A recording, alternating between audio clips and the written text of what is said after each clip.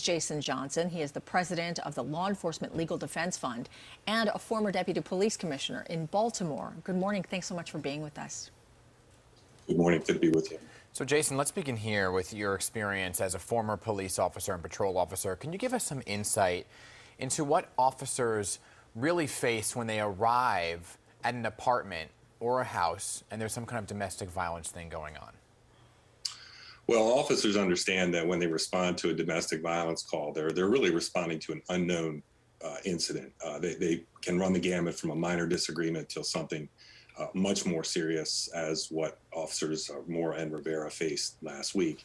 And so they don't know. They want to gather as much information as possible about who is involved, whether there are any weapons involved, whether the participants have criminal histories, mental illness, are intoxicated with drugs or alcohol. They want to have as much information as possible so that when they respond, they'll have a little bit more insight into what they might face when they get there. Have you yourself, in your experience as a law enforcement officer, ever experienced something like this, responded to a domestic call like this?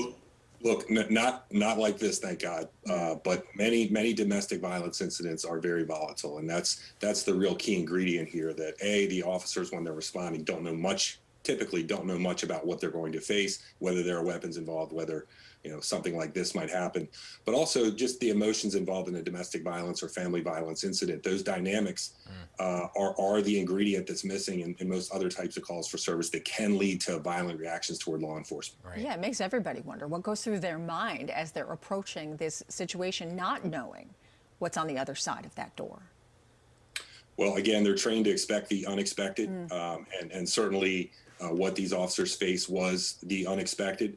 They're prepared for it, but I mean, no one can truly be prepared for what they face. They're at a huge disadvantage because they don't know what's behind the door, and they're not necessarily ready for it. Yeah. And the circumstances in this particular case suggest something more than just a typical domestic violence, even a volatile domestic violence situation.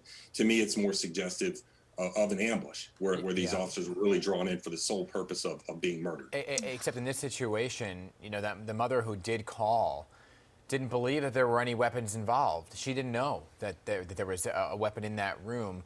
So what techniques do you use when there's an opportunity, I guess, to try and calm someone down who may be agitated from a domestic violence situation, right? Do you go in with your guns drawn? What are you doing?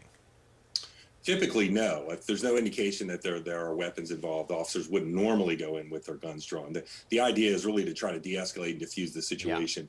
Yeah. Always a minimum of 2 police officers should handle a domestic violence situation, sometimes more, depending on the circumstances. And the idea is to separate the parties that are involved, to interview them separately, but within view of each other. Officers are trained to stay close enough so you can see your partner or other police officers to make sure that there's no difficulty, and just conduct basic safety interviews, determine what, if any, crime was committed, and if a crime was committed, certainly to take enforcement action. But even if no crime is committed, police officers traditionally provide advice and guidance on where you can seek help, protective orders, and other resources that might be available to domestic violence victims or participants. Well, when you're talking about you don't know who you're dealing with, whether they have any kind of mental issues or not, whatnot, do you have people like social workers on scene with you? And if not, do you think that officers really need something more like that?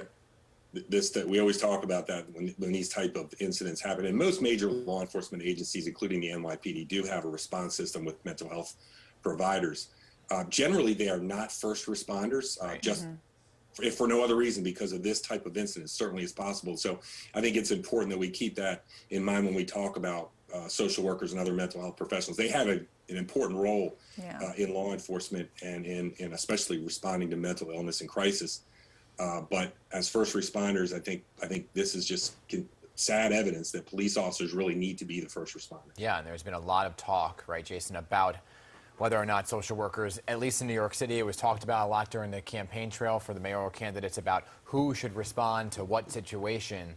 And I think that conversation is going to be ongoing. But Jason Johnson, appreciate you being here this morning to talk more about this, sharing your insight. Thank you for having me.